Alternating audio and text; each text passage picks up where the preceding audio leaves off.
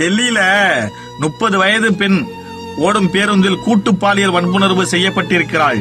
அவள் உடல்நிலை மோசமான காரணத்தினால் மருத்துவமனையில் அனுமதிக்கப்பட்ட பிறகு அவள் கொடுத்த தகவல் மிகவும் பேரதிர்ச்சிருக்கும். இந்த சமுதாயத்தையே நாண்டுகிட்டு செத்து போகலாம் அப்படின்னு சொல்றதுக்கு சமமாக அவள் பேசியிருக்கிறாள்.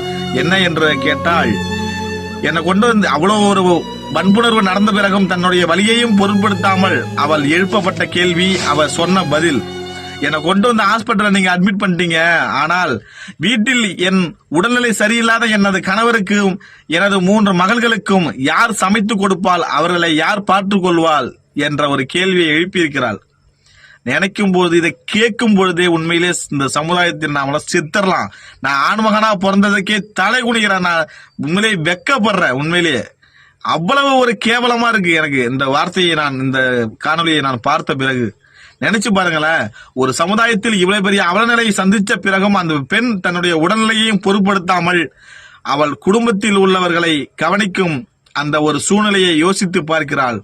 தாயுள்ளமடா அது நாய்ங்களா, எப்படா உங்களுக்கு இந்த மாதிரி ஒரு விஷயம் தோணுது? உங்களுடைய தாயும் ஒன்னும் கூட பிறந்தவங்களும் இந்த மாதிரி ஒரு சூழ்நிலையில இருந்திருந்தால் உன்னுடைய பிறப்புறுப்பு எழுந்திருக்குமா? யோசித்துப்பார். எந்த ஒரு அரசாங்கமும் நான் மக்களுக்காக நான் 8 கிராம் கொடுக்கிறேன், 10 கிராம் கொடுக்கிறேன், அதை கொடுக்கிறேன், இதை கொடுக்கிறேன்னு சொல்லி நீங்க கொடுக்கறதுலாம் ஒரு மயிருக்குமே ஆகாது. இந்த சமுதாயத்தை அது சீர்குலைக்காமல் இருக்காது, இல்ல இந்த சமுதாயத்தை சீர்படுத்த முடியாது. நீங்கள் போடும் ஒரே ஒரு சட்டம், பாலியல் வன்புணர்வு செய்தால் பொதுமக்களிடையே அவனை நிப்பாட்டி அவனுடைய பிறப்புறுப்பை அல்லது அவனை ஆண்மை நீக்கம் செய்து அவனை இந்த சமுதாயத்தில் உலா ஓடுவதும் அல்லது உடனடியாக அவனை தக்க தண்டனையாக தூக்கிட்டு அவனை மரணிக்க வைப்பதும் தான் இந்த சமுதாயத்தில் நீங்க செய்யும் ஆகச்சிறந்த ஒரு விடயம்.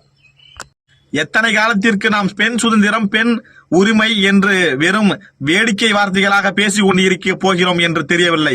ஆணும் பெண்ணும் சமம் என்று சொல்லும் இந்த சமூகத்தில் பெண்ணுக்கும் நடக்கும் அநீதியை ஒரு ஆண் தான் செய்கிறான் என்று இந்த சமுதாயம் ஏன் உணரவில்லை?